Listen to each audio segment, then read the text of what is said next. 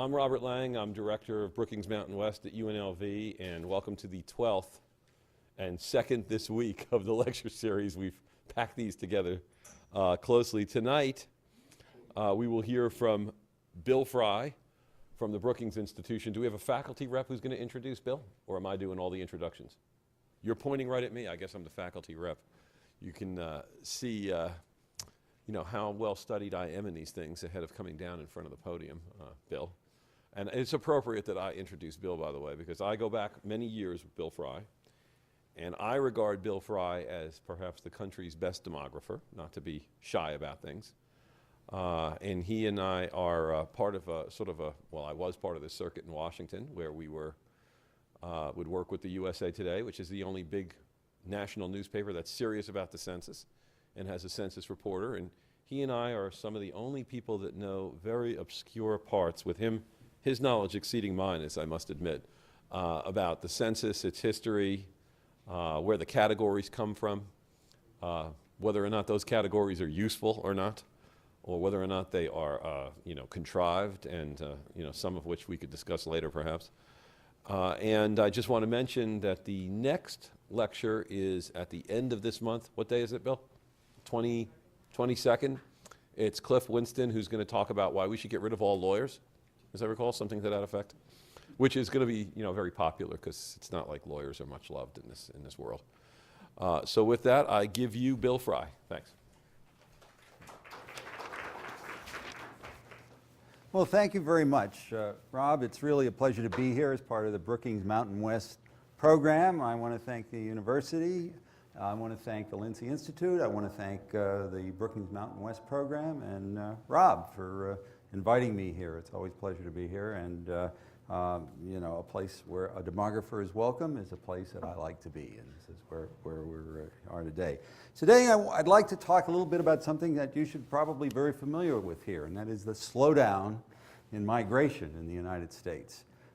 This is kind of ground zero for it in some ways, and I want to sort of get into some of that. But as part of my talk, I'd like to give you a bigger picture of how migration and immigration have been shifting the nation's population regionally, for the fairly recent past, last 10, 20 years, and shaping the general demographics of our country.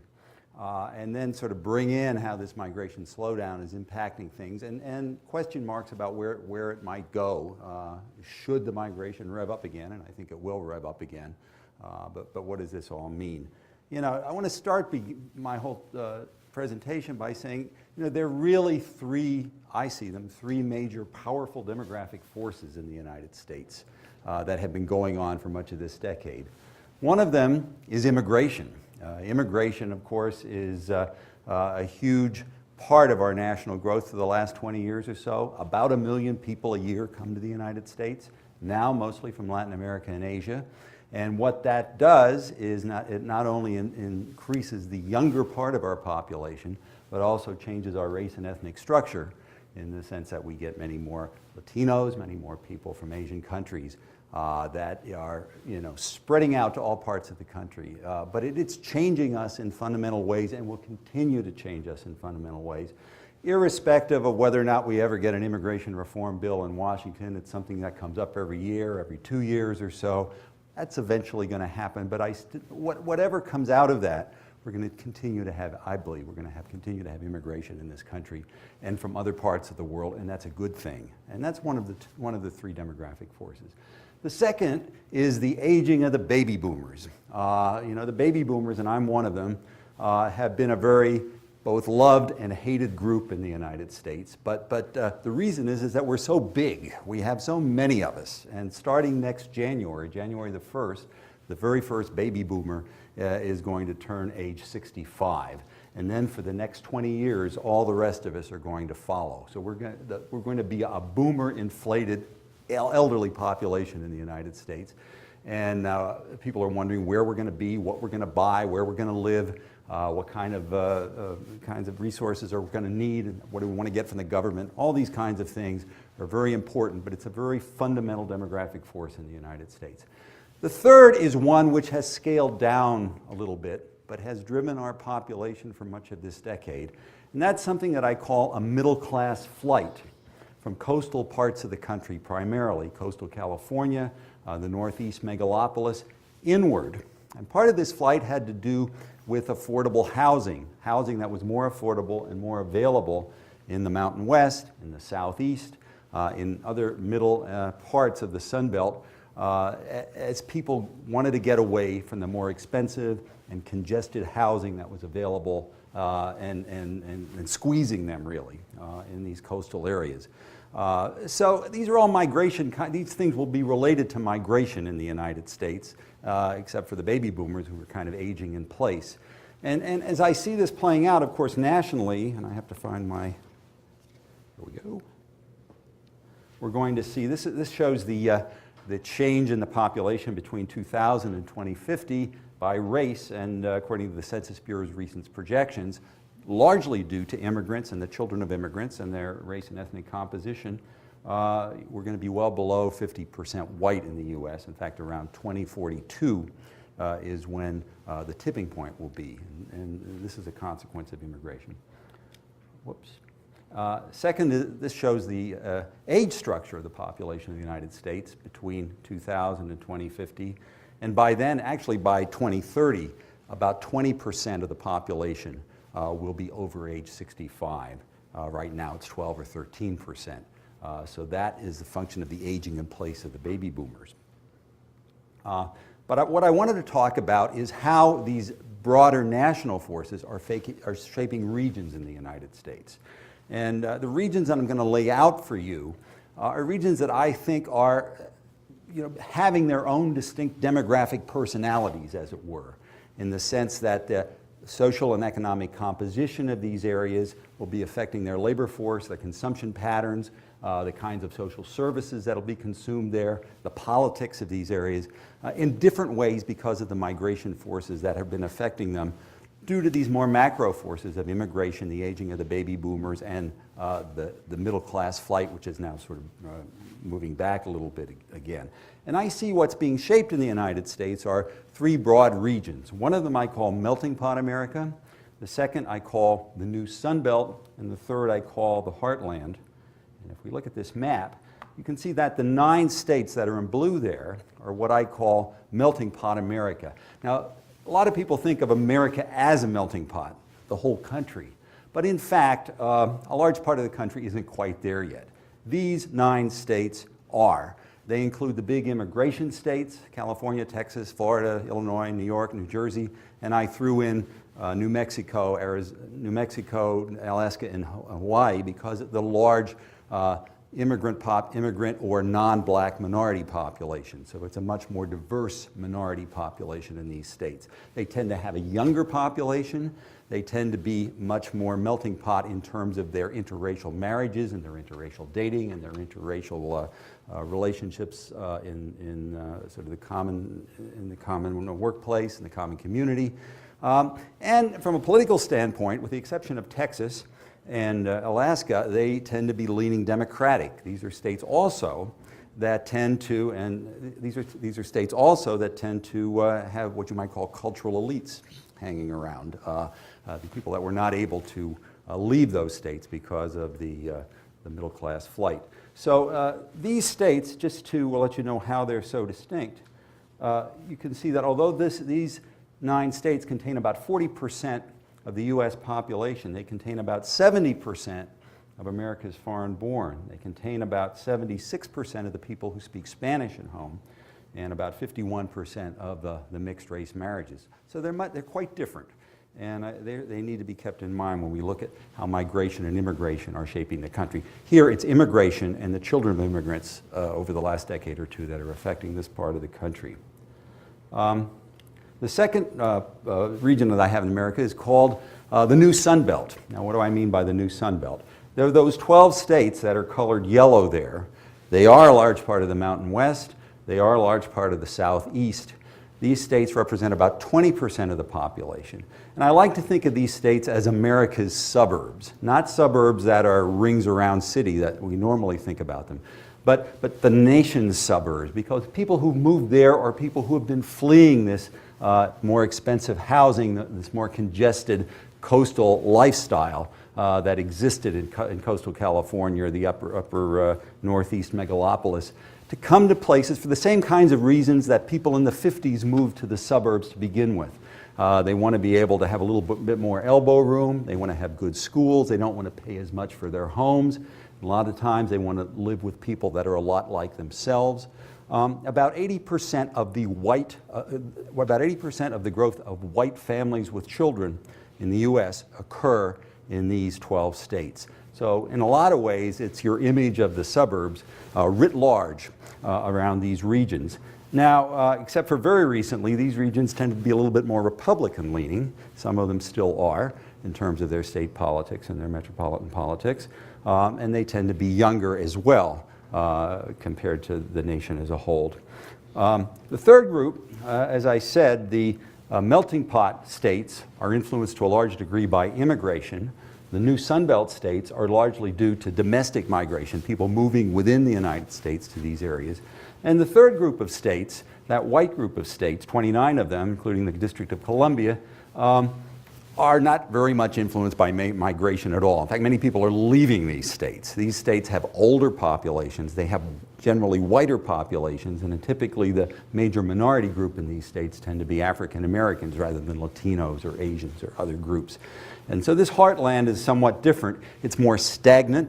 As I said, it's a little bit older. And you know, from a political standpoint, it's somewhere in the middle. All large stretches of the Great Plains are heavy Republican states. A large part of the industrial Midwest are Democratic states, and a lot of them are up for grabs. But they're distinct in other ways too, and they have more rooted populations. They're not as much in a state of flux. And many of these states, of course, have economies that for quite a while have not been doing well, and which is part of the reason why there's a lot of out-migration from these areas.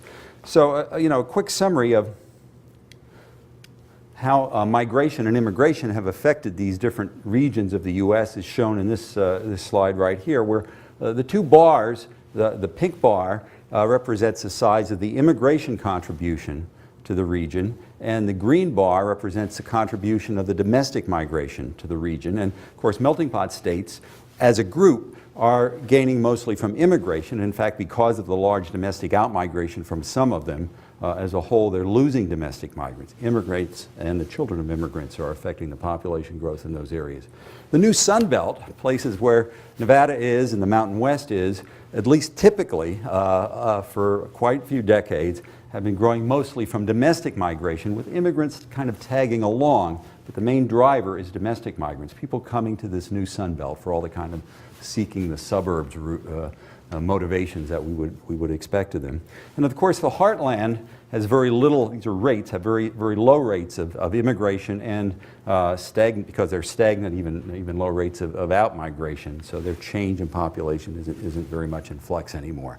So the picture I'm painting here is a country that's being shaped by these migration patterns and gradually differing a little bit. Just a little bit of a view of the big metropolitan areas that are gaining the most domestic migrants, and many of these are in the new Sun Belt. Now, I should say we were looking at states rather than metropolitan areas, and there are some states that have a dual character, and one of them is California. It's really coastal California that's the melting pot part of the state. The interior part of California is more like the new Sun Belt, so we see Riverside on this list of places that have been gaining domestic migrants. Similarly, in Florida, the middle part of Florida, Orlando, Tampa, and so forth, is the part of Florida that's much more like the new Sun Belt, whereas Miami is much more like the melting part. Houston and Dallas are also on this list, and I painted Texas as a melting pot state, but Texas in some ways is unique because it's attracting both immigrants and domestic migrants, and those metros are on this list. But by and large, these are new Sun Belt type places that have been attracting domestic migrants, the most domestic migrants in this last decade. In contrast, here's a group of metropolitan areas that have been losing the most domestic migrants. And as you might expect, and as I painted for you, the coastal metropolitan areas like New York and Los Angeles, San Francisco are on this list. Also Chicago, losing a lot of domestic migrants. And of course, Detroit, because of the decline in the manufacturing, is also losing. The people are leaving these states on the coast, as I said, have a lot to do with the high cost of living there and the opportunities and the lower cost of living elsewhere. It's a little bit different in Detroit. People are leaving there just because the employment opportunities aren't as good. And of course, New Orleans is on that list because of the Katrina occurrence over the course of the decade. And I'm losing this thing. And then finally, I wanted to put in the metropolitan areas that are gaining most from immigrants. And they're quite different, for the most part, than the new Sunbelt attractors of domestic migrants. And here, New York, Los Angeles, Miami, Chicago, Washington, D.C. is on there, San Francisco is on there. Many of these places are gaining immigrants, but they're losing domestic migrants. And as a result, their populations are becoming much more shaped by the race, ethnic, and cultural factors that are associated with immigrants than is the case with some of the other states. Okay, so that's the big picture of the regional dynamics that are occurring in the United States. Now, here comes a change that we're seeing in the last decade. And these are U.S. county growth patterns in 2005 to 2006. The green counties are growing the most rapidly. The red counties are actually losing population. And the orange ones to some degree too, and the yellow ones are slightly gaining population. But what you can see here is that a lot of the new Sunbelt states, particularly Nevada, Arizona, and in the southeast, middle part of Florida, as we said, they're the places that are gaining. These are counties here, and they're gaining rapidly during the 2005 to 2006 period. Many people think the peak of the housing boom, of the easy credit, of the rapid construction in these new Sunbelt type places. It's happening other places as well, but it's especially in this part of the country. In contrast, let's look at the U.S. county growth patterns in 2008 to 2009. It's much more yellow, especially in these new Sunbelt states, in the Mountain West, in Florida, and in the Southeast. That migration into these areas and other parts of the population growth associated to some degree with immigration and natural increase has slowed down a little bit. Let's look at this a little more carefully, where we can contrast California and a couple of the Intermountain States near to California in 2005, 2006 on the left, with those same states in 2008 to 2009 on the right. You can see Nevada, you can see the Las Vegas metropolitan area, you can see the Phoenix metropolitan area, southeast Utah, shifting from fast growth to either modest growth or to some degree stagnant growth. Similarly, interior California, Riverside, San Bernardino, going from growth to not nearly as much growth. But on the coasts, places that were sort of giving up migrants to these other areas, we see not as much decline. Those orange areas on the left map that resemble Los Angeles and other metropolitan areas and counties up the coast show declines, turned to gains by 2008 to 2009 as fewer people were moving out in that direction.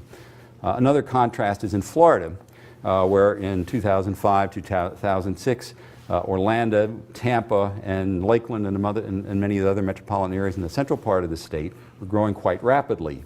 Move it over to 2008 to 2009, we see those gains not nearly as rapid. In fact, the state of Florida showed a net out migration in 2008, 2007 to 2009 for both of those periods. Now, these are population growth patterns. Just to show you a few more on this. Here are Nevada, Arizona, Florida, and Texas. Texas is one Sunbelt state which did not participate in this growth slowdown over the course of this decade. And what you see here is Nevada and Arizona. 2005, 2006 tended to be the high point of growth, and after that it started to fall off. For Florida, 2004, 2005 tended to be the high point of growth, and it started to fall off. For Texas, that blue line, I don't know if you can see it in there, peaks a little bit in 2005, 2006. The Katrina migrants were moving there in 2005 to 2006. The next year, they started to move back, but Texas continued to stay at a reasonably high rate of growth. Now, these are states, three of them, that were heavily involved in the build-up, the housing boom in the middle part of the decade, and then experienced the fall-off as the credit crunch came along, as especially when the financial institutions had some really tough times in the fall of 2008. Credit really dried up, and then that was the beginning, of course, of the economic recession. So there's kind of a triple whammy here. There's the building boom and then bust. There was the strict reduction in credit that what was available to people. As a result, people were not able to buy new homes. They were not able to sell the homes they had for the price that they had expected, or maybe not at all. And then the third part of it is the prolonged recession that came afterwards, so they may not even be able to get a job, especially in those areas that were hard hit by the housing boom then bust. So I want to get into some of the demographic dynamics of this. Here's the other side of the coin. These are metropolitan areas which were giving up people in the middle part of the decade. Los Angeles and New York, you can see 2005 to 2006, their growth rates sunk. And then as we get to 2008 to 2009, they're back up again as fewer people were leaving. So these are part of the melting pot metropolitan area. And this also affects generally the urban, suburban, and exurban growth patterns in the United States. Here you can see those two higher levels of growth are for suburban and exurban counties in the U.S.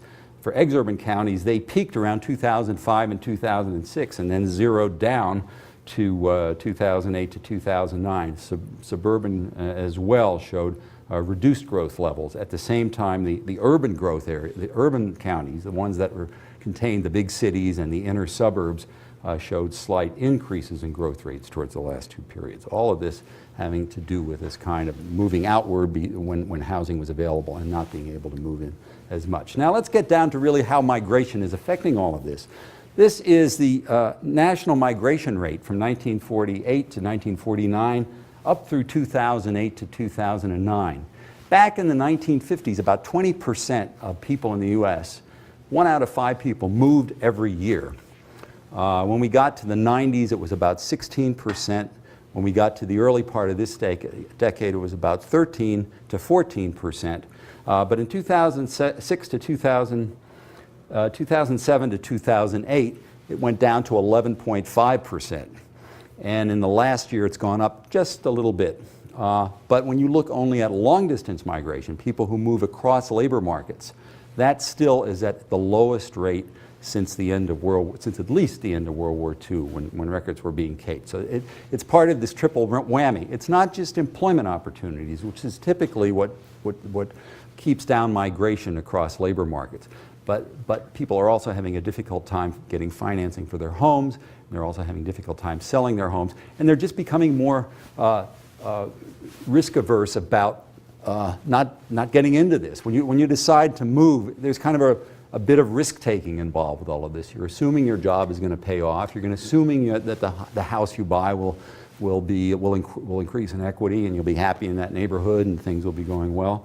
Well, all of that has kind of turned around, and we see these migration rates moving downward.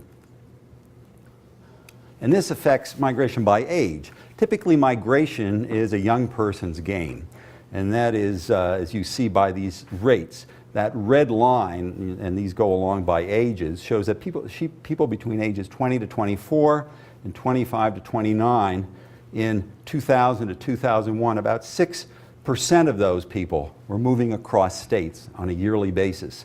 And then it kind of goes down as these people get older and settle down at the older ages. It peaks up a little bit in the retirement years. You can see people age 60 to 64 have a little bit of a higher rate of migration. Well, when we look at the same age pattern for 2008 to 2009, the pattern is still there, but the levels are really down. And there isn't that retirement peak anymore. That is, there's not the uptick in people moving when they get to those retirement ages. These are people who, again, more risk-averse, wanting to stay where they are. And even the people who are getting out of college, who are normally out there trying to get a new job in a different part of the country, buy a house, start a family, all of this, a very big downturn in their migration rates. The reasons for moving between states typically have had a lot to do with employment and to some degree family reasons.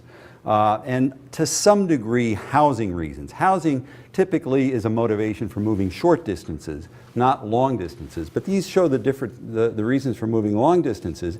And uncommonly, in 2004 to 2005, 22% of people who moved across state lines said they did it for housing-related reasons, often to get a good deal on a house, moving to someplace and then trying to find a job there because they know that the cost of living is lower. When we get to 2008 to 2009, those housing-related reasons go down to 14%, and it's the job-related reasons for those people who are moving, and we see there's a lot fewer of them, are moving to take a job. So the importance of housing in driving long-distance movement has gone down.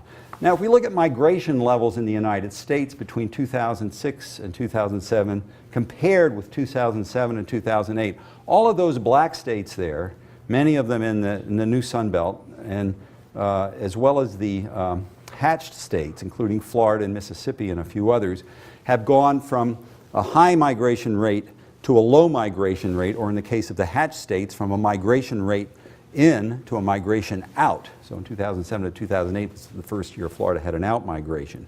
The gray states, including California and the Northeast Corridor, are states that had out migration which was reduced. So the places that were getting lots of migrants were getting fewer of them, or had flipped to becoming an out migration state, and the states that were giving up migrants were giving up fewer of them. And it's kind of a national pattern, as you can see, with big emphases on the states that were growing rapidly for most of the decade. Let's look at California versus the Mountain West. And here, the yellow line shows the net migration for the group of Mountain West states, peaking in 2005 to 2006 and sort of zooming back down. California, a major donor to these states, showed its net out migration peaking in 2005 to 2006 and moving upward. If you look at Nevada and look at the net migration coming to Nevada between 2000 and 2008, these are the most recent data we have on this, 69% of the net in migration to Nevada is from people from California. Followed by New York, Illinois, Hawaii, and Michigan for much smaller pieces. So this is huge, and if you looked at the data in more detail, it's that California slice that has changed over time to make this year Nevada a net out migration state. These are some of the characteristics in terms of education of people leaving California in 2004 to 2005 versus 2007 to 2008.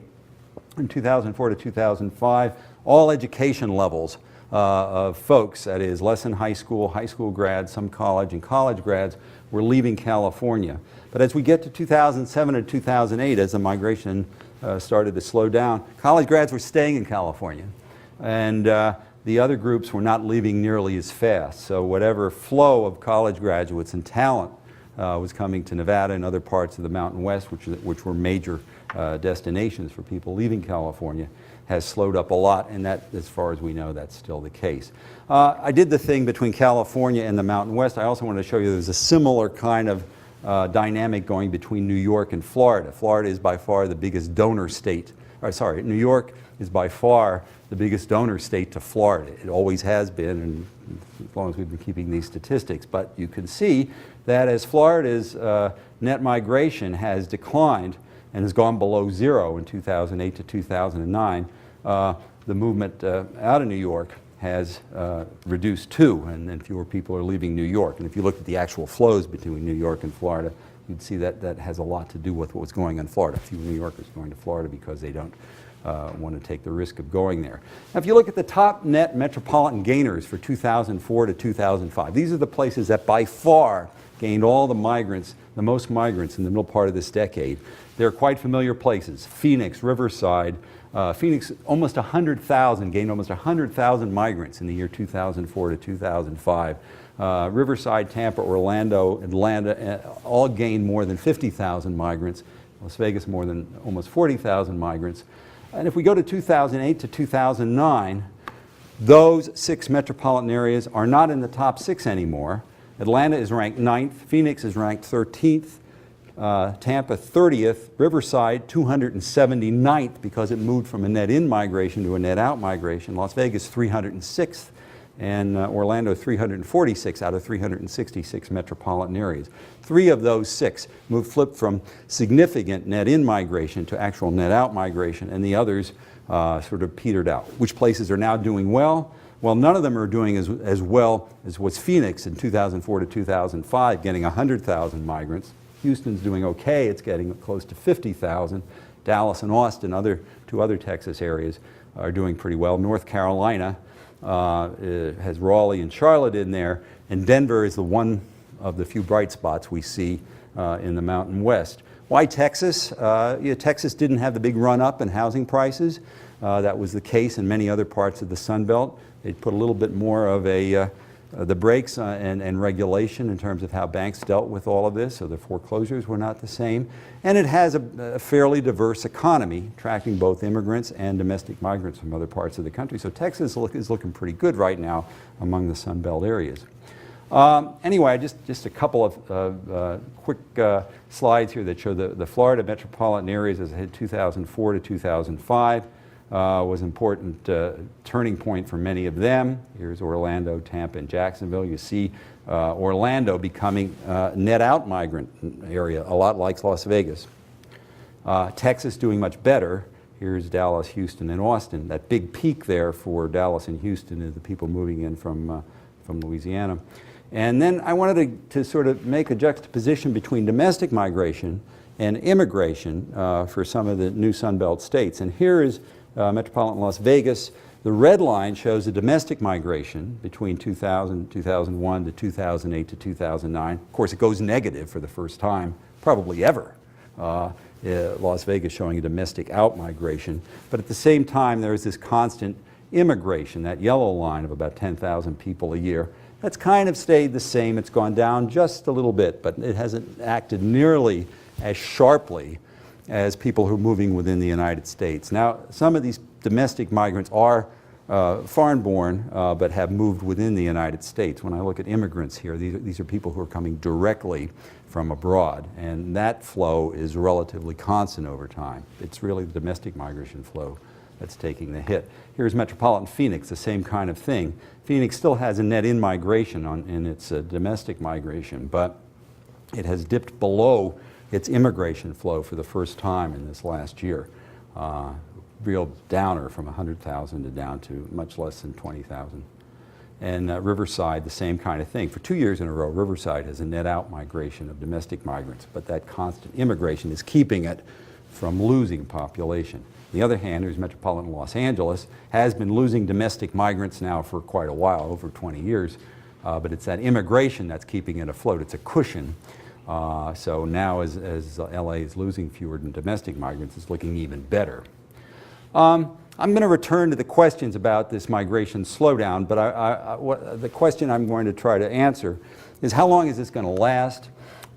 Which areas are going to pick up when it does come around? What will it take for it to come around? And most importantly, what will it mean for a place like Las Vegas, other parts of the Mountain West, and similar kinds of places in Florida and in the Southeast? We haven't seen our way out of it yet.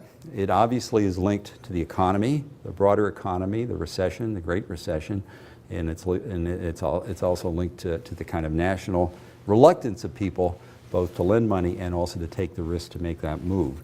But as we see, there are people who are in their 20s who they have this pent-up demand to move. I mean, you look at migration rates going back through history, it's a very high rate of migration for people in their 20s as they want to go out and start a life and buy a house and so forth. And they've been holding back for now a couple of years. Well, another part of the 3 regions of America is the racial composition. I just want to show a little bit about that because that has impacted the migration too. The melting pot parts of the country are much more racially and ethnically diverse. The white percentage is only 53%. Of course, some of those states are already majority minority: California, New Mexico, Texas, Hawaii. The new Sun Belt is much whiter, although getting a little bit more diverse as immigrants had started to come in, and the Heartland is the whitest of all. Hispanic concentrations still are very heavily in the Southwest and in Florida and some major metropolitan areas. in other parts of the country. Even though there's this dispersion of Hispanics, the actual percentage of Hispanics in the population still remains high in these more traditional places. Asians, a lot fewer Asians in the U.S., but they're also quite clustered at this stage, but in lots of college towns and other places in other parts of the country.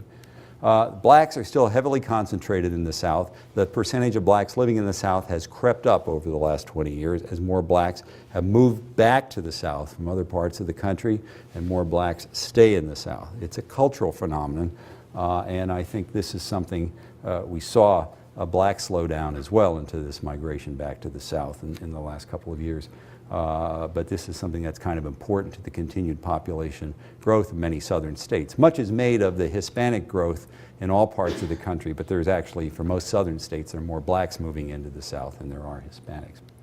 And here are states with white concentration. These are the kind of the older, slow-growing parts of the country and then, of course, many of these states are not very well populated, especially in the Great Plains.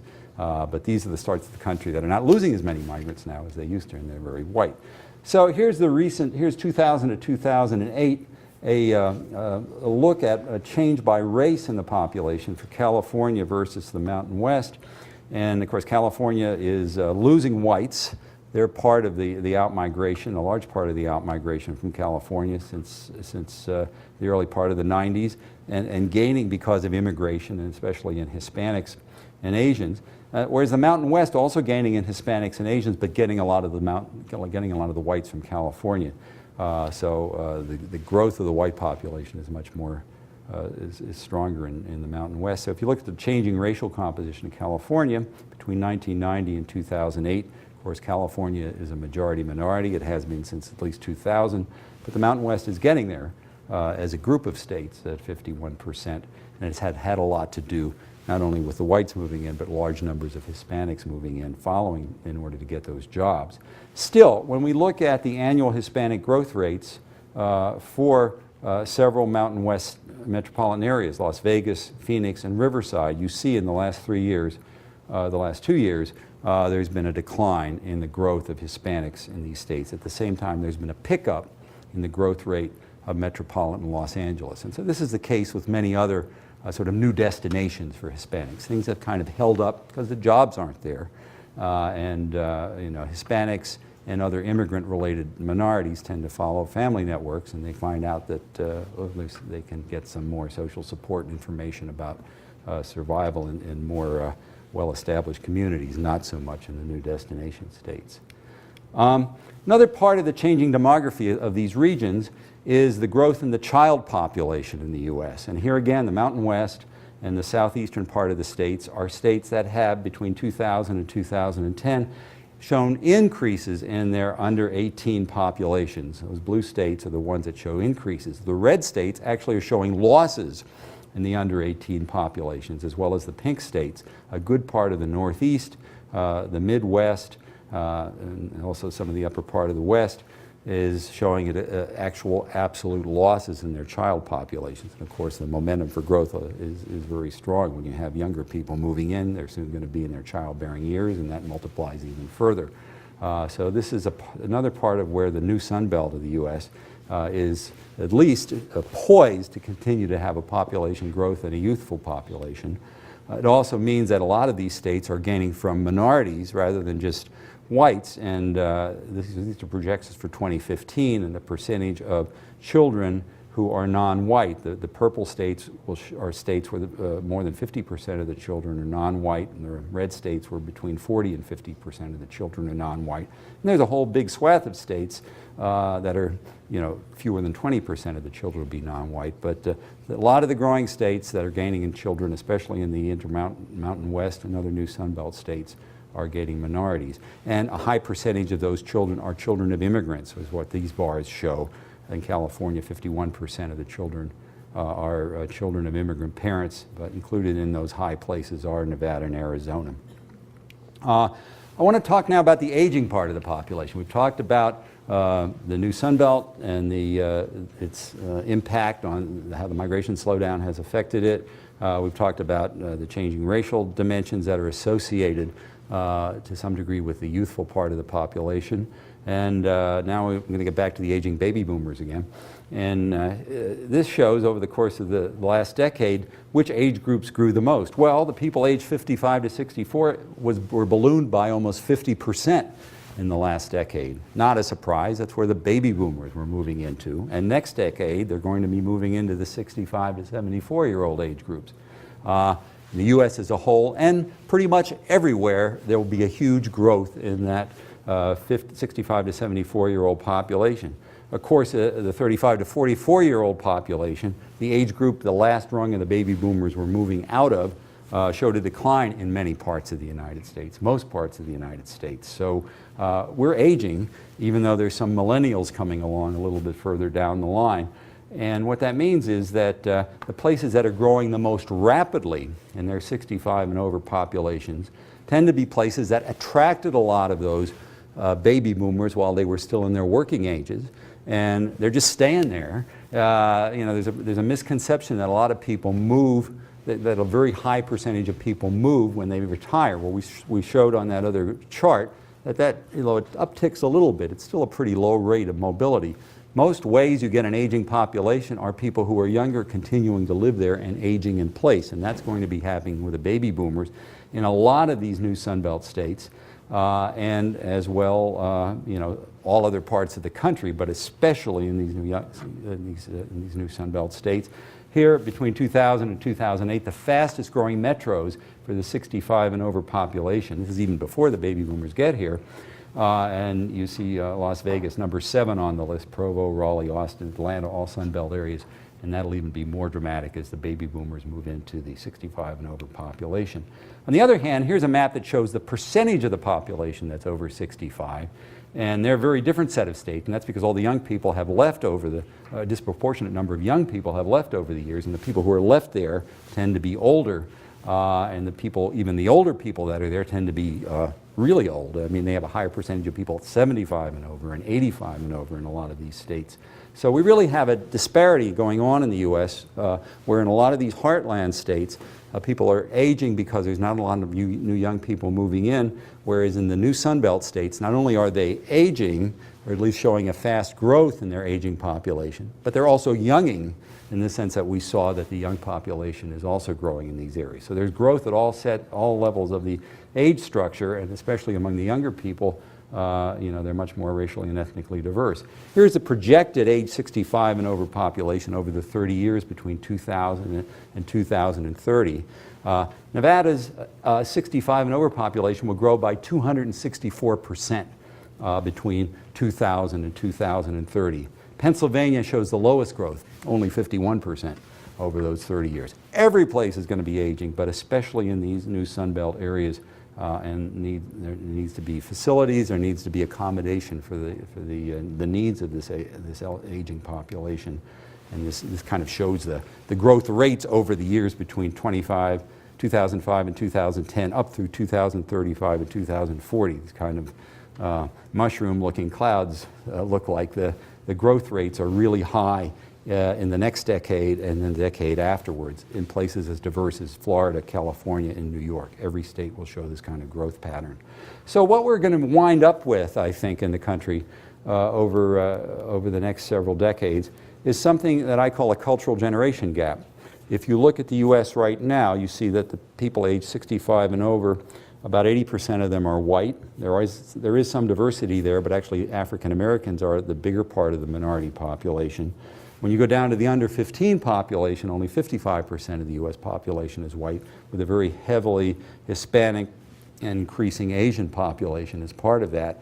And the 15 to the 39 population is also getting into that realm. And so, you know, over time, that's going to show that the racial diversity is going to be aging as well. But right now, we're in a situation where the kinds of needs and the kind of services that are going to be have to be met, especially in new Sunbelt areas, especially in the Mountain West, for the elderly will be quite different than the needs and services that are going to be important for the young people, especially people who have a lot of an immigrant or recent immigrant or second and third generation There may be, in fact, as I say, a cultural generation gap which will play out in politics, it will play out in all kinds of competition for public resources and so forth. It's not this way in every part of the U.S. It's probably more dramatic going to be in California, where in California, at least over age 40, the population is at least half white or majority white for the 65 and over population, but under age 40, a very racially and ethnically diverse population. But even in Nevada, the under 15 population is majority minority, a heavily Hispanic population, despite the fact that the older parts of the population are dramatically white. And this is the same case for Arizona.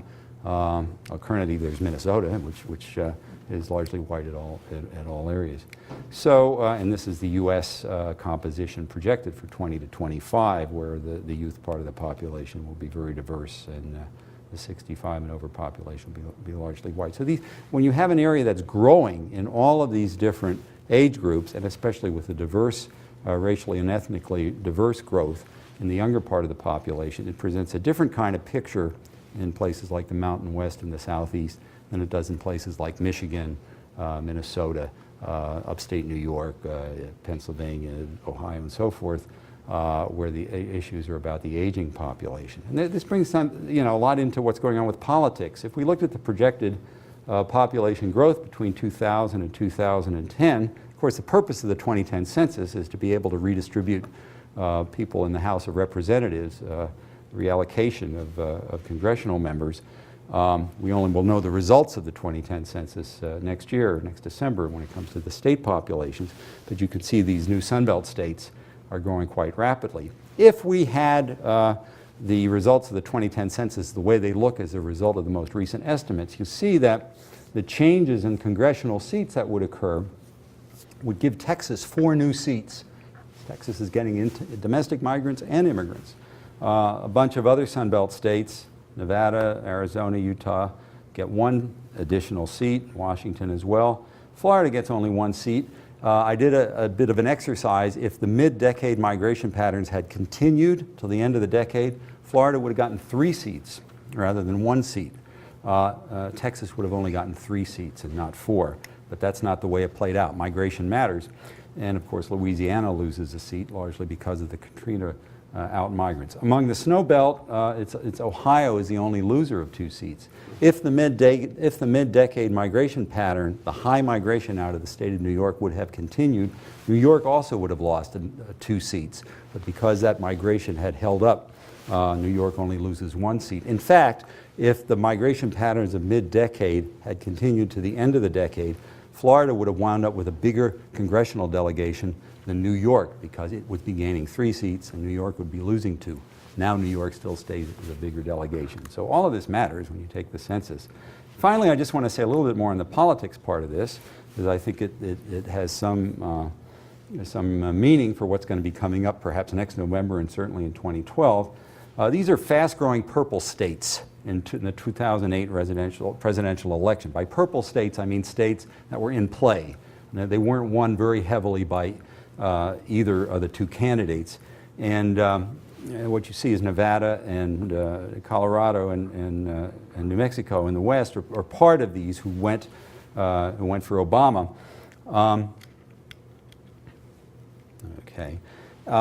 Of the states that were won by minorities, and those are the yellow states there. In other words, minorities made the difference. If it were up to just the white population, McCain would have won. But it's the combined black, Hispanic, and Asian minorities.